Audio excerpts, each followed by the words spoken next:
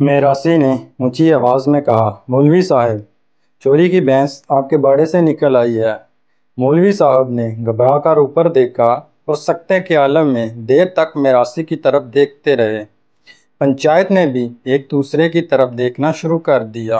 لوگ اٹھے اور آہستہ آہستہ محفل سے غائب ہونے لگے۔ میراسی پیغام دینے کے بعد واپس چلا گیا۔ مولوی صاحب خفگی، خجالت اور شرمندگی میں ڈوبتے چلے گئے۔ یہ کیفیت قدرتی تھی۔ ہم جس خطے میں رہ رہے ہیں وہاں مولوی صاحبان عزت اور ایمانداری کا نشان ہوتے ہیں۔ یہ لوگوں کو نماز بھی پڑھاتے ہیں، ان کے کلمے بھی سیدھے کرتے ہیں، ان کے جنازے بھی ادا کرتے ہیں اور ان کے چھوٹے بڑے تنازع بھی نپٹاتے ہیں۔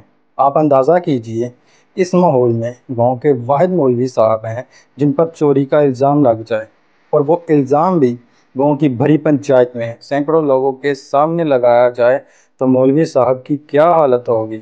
ان مولوی صاحب کے ساتھ بھی یہی ہوا۔ وہ پنچایت میں بیٹھے تھے، لوگوں کے تنازعوں کا فیصلہ کر رہے تھے۔ میراسی آیا اور مولوی صاحب کی عزت مٹی میں ملا دی۔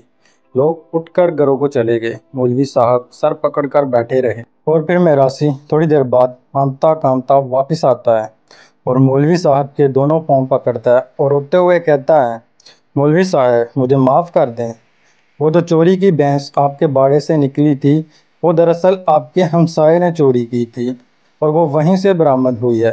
مجھ سے غلطی ہو گئی، میں اب گھر گھر جا کر آپ کی صفائی پیش کروں گا۔ مولوی صاحب دیر تک میراسی کو خالی خالی نظروں سے دیکھتے رہے اور پھر آہستہ سے بولے، نور دین، تم اب جو بھی کر لو، میں علاقے میں چور بن چکا ہوں۔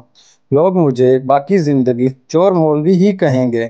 میراسی نے مولوی صاحب سے اتفاق نہیں کیا، لیکن مولوی صاحب کی بات حقیقت تھی۔ دنیا میں سب سے قیمتی چیز انسان کی عزت ہوتی ہے۔ یہ اگر ایک بار داغدار ہو جائے تو یہ دوبارہ صاف نہیں ہوتی۔ اس لیے لوگوں پر الزام اور جھوٹ اور بہتان تہمت باندھنے سے پہلے 1000 بار سوچ لیا کریں۔ اس سے اگلے بندے کی زندگی دوسروں کی نظروں میں ہمیشہ کے لیے داغدار ہو جاتی ہے۔